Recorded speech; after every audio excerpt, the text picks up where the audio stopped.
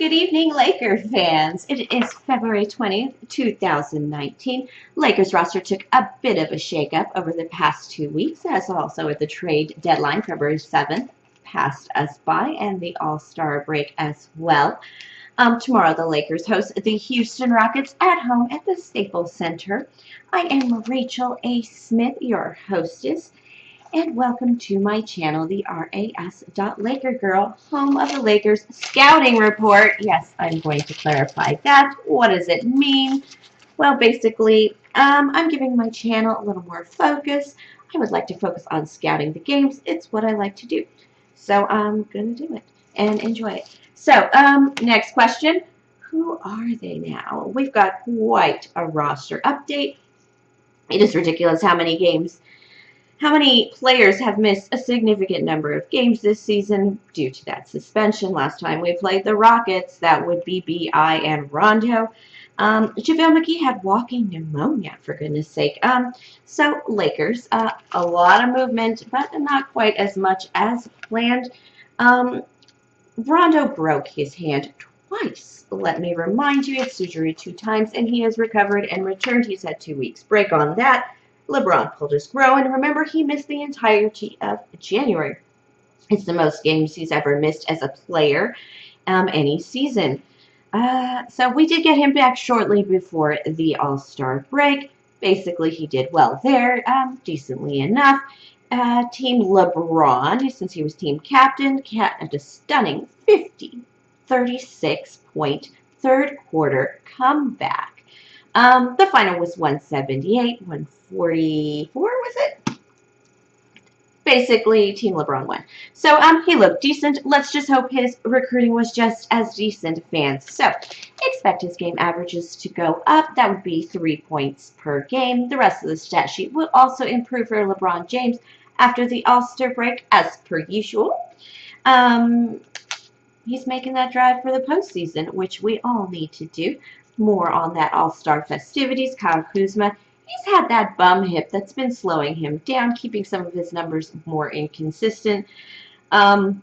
He basically won the MVP of the Rising Stars game during the All-Star festivities on Friday night. I'm so glad we got to keep him for certain. He had 35 points, 6 rebounds. He had a monster windmill dunk for the posters as well in that game. Now let's move on to some more sad news. But how sad is it when we still have most of our roster intact? We did not get Anthony Davis. However, in that trade debacle, GM Dell Demps was fired from the Birds. That would be the Pelicans. Interim GM Denny Ferry. Basically, he was fighting the NBA. Apparently, they get a $100K fine if they sit a player that is not injured. Basically, they don't want to play AD for the rest of the season due to this whole dramatic trade demand saga, 10 days before the trade deadline. But basically, this just means that, I wonder how the Spurs are doing with that. They love to rest players. They are not as old of a team. I guess we will see shortly when we play the Lakers. But basically, this whole Pelicans thing signals that we're basically going to be working with somebody who intends to work with us and not just demand the whole team, every asset that we have, we were going to trade everything, the entire, 8 players for Anthony Davis. It wasn't worth it. We basically proved Dell Demps was being a brat. Okay, because he wouldn't play with us. Okay, Lonzo Ball, he has that ankle sprain still. He's expected back in early March. Picture this, he has been running underwater on the treadmill. Congrats. They have these nap tents that you can crawl into as a player, and these guys are big, so these are very big nap tents, and it pumps in oxygen, and you can, plug in your phone. It's quite nice. Shh, Julius, be quiet. So, and, it's just a dream come true for somebody who loves naps as much as I do. More movement for the team. Michael Beasley and Ivica Zubac were traded to the Clippers. They are traded to the Clippers, and Michael Beasley was released from the team, and he is basically bound for a league in China. We acquired Mike Muscala, power forward.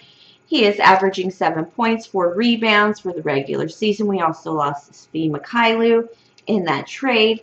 The Pistons, we also got, from the Pistons, we got that lovely Reggie Bullock. He's a small forward. He averages 12 points, 2 rebounds, 2 assists per game.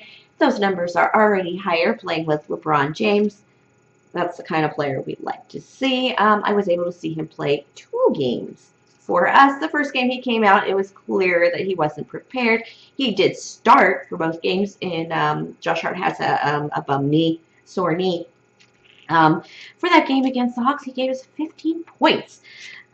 He is a rental. He is going through some type of contract change at the end of the season to be discussed later. Jonathan Williams and Alex Caruso have been brought up from the G League to further round out our roster.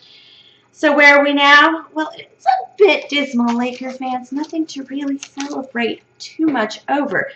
Lakers as a team are 10th in the Western Conference. We have a 28-29 losing record, and we are coming off that lovely All-Star break and headed for a season and headed for the postseason. So again, we start with hosting the Houston Rockets at the Staples Center tomorrow night, 7:30 p.m.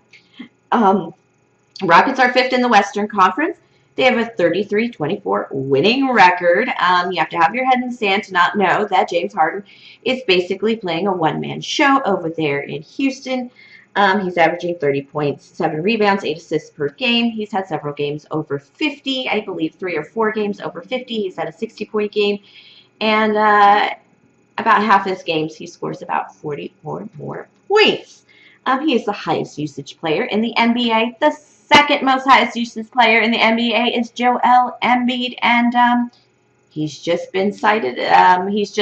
News came out, what have you, that he is sidelined for a week due to a sore knee.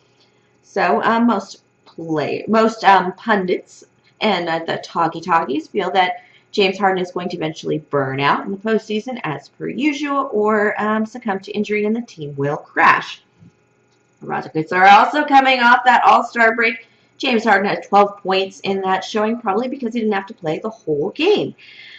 Chris Paul, he was a little tender after coming back from his injury shortly before the All-Star break. Again, he's had that All-Star break. They have Kenneth Faried at center. He averages about 11 rebounds, 12 points per game. Austin Rivers, Chris Paul's lovely backup buddies from the Clippers. They absolutely hate each other. That's his backup, and they are playing together on another team. Championship hopeful and all that. So last time, or the first time I should say, we spoke about the Rockets this season. We basically talked about their inability to evolve to the changing league. So not defensive-minded. Remember, they have that head coach, Mike D'Antonio. He did spend some time here with the Lakers, unable to do anything for us. And not to mention, so as the season progressed, the Houston Rockets did trade Trevor Ariza away. Big defender. They traded away Carmelo Anthony. He wasn't doing much for them. He's kind of floating around right now. The thing is that after this All-Star break, the Rockets roster is actually going to be at full strength for the first time in 2 months. So basically, the team will actually be able to work as it was designed. So we'll see how that goes. They are not exactly doing too poorly, 5th seed in the Western Conference. If we stop the season now, they would be decently seeded in the playoffs as well. So Lakers not so much. With all that trade jostling, a lot of these young guys have never had their names up on the block before.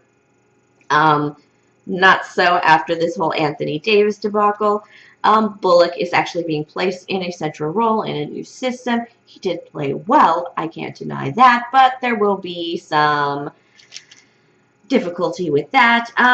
We're fragmented a little bit by injury as well, and there's a little team division. Luke Walton's name did come up before the trade deadline as possibly losing his job as head coach.